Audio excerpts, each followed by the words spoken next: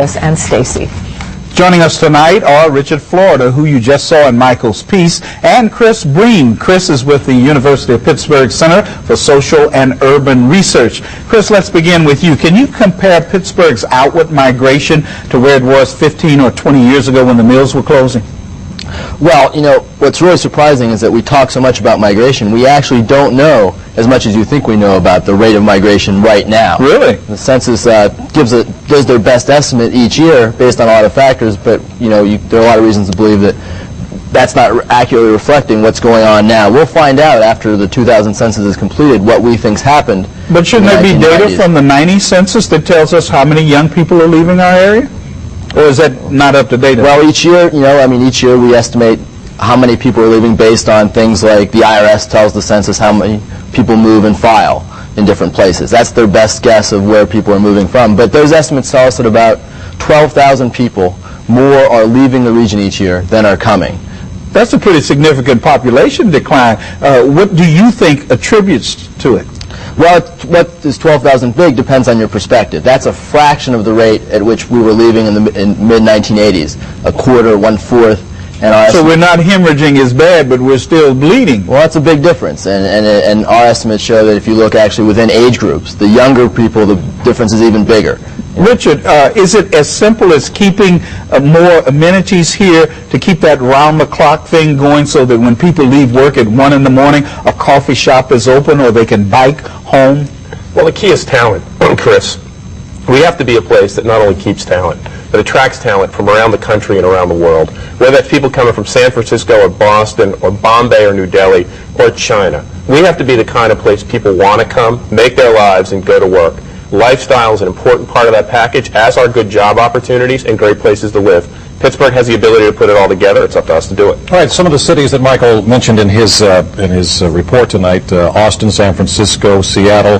Does Austin, Texas have that much more to offer right now for young people than Pittsburgh? No, but they're smart. Austin's guys have got together in something they call the 360 Summit. They brought their high-technology business community out on mountain bikes. They got their mayor in the forefront. What did the mayor say? We love the opera. We love the symphony. What's important to Austin are two things: our music scene, Austin city limits, and our extreme outdoor sports. They know that to compete for the best and the brightest, that doesn't mean everybody, but to compete for the best and the brightest, the guys and people who are going to build high-tech industries, they got to offer them the lifestyle they want. And they're bringing the companies downtown. Intel and Dell and other companies, they're bringing them back into town, away from the suburbs, to provide that 24/7 lifestyle people need. That's what the next question was going to be, because somewhere in Michael's report, you mentioned that you have to, these young people want to be able to work, live, and play all in the same immediate area. In Pittsburgh right now, these companies are kind of spread out in different areas. Does not that present a problem then? The Strip District, think about a 24/7 environment. You have Primanti's, you have JoJo's, you have all-night restaurants, you have an environment that's 24/7 right now with all the raw material to make it, the old buildings that these people want to live and work in. Let's go for it. Well, Seagate is coming in over there, as a matter of fact. That's a fantastic win for Pittsburgh. Bringing Seagate here, and the reason they came is because Mark Kreider, my colleague at Carnegie Mellon, said, if you want me to go to work for you guys, you got to come to Pittsburgh. But on the other side of the coin, just this week, we also heard that Marconi, former Ford Systems, is going to put a couple of new buildings up. They're going to hire 1,000 people, but they're out in Marshall Township. Well, if the city can't deliver the goods, companies are going to always try to build their islands, their corporate complexes with daycare and ultimate frisbee on the lawn and an all-night cafe. But what we find nationwide is that young knowledge workers don't go for that. They want to be with the urban vibe, 24/7, espresso shop on the corner, and ability to go out for that bike ride at noon. That's the coming thing, and that's what we got to do. Chris, most traditionalists would probably assume, tell me if this is correct or incorrect, that it's more of the economic factors. Can I get a job? Can I buy a house? Can I really make a living and a living for my family in this neighborhood, as opposed to what Richard is saying, all these other wonderful amenities? Well, I mean, over the long term, that's certainly true. What's going on now is that we have this 12,000 people still living, despite the fact that we have the strongest economy in 30 years. The unemployment rate now, again, in the Pittsburgh region hit 3.5% in December, which is a multi-decade low, yet people are still leaving. And what you have to keep in perspective is that we're now competing against a national job market. We need to attract people from other regions who have regional economies as strong, if not stronger, than ours. How do we do that if it's not the amenities that make that, past the economics of living here, that make life worth living anywhere?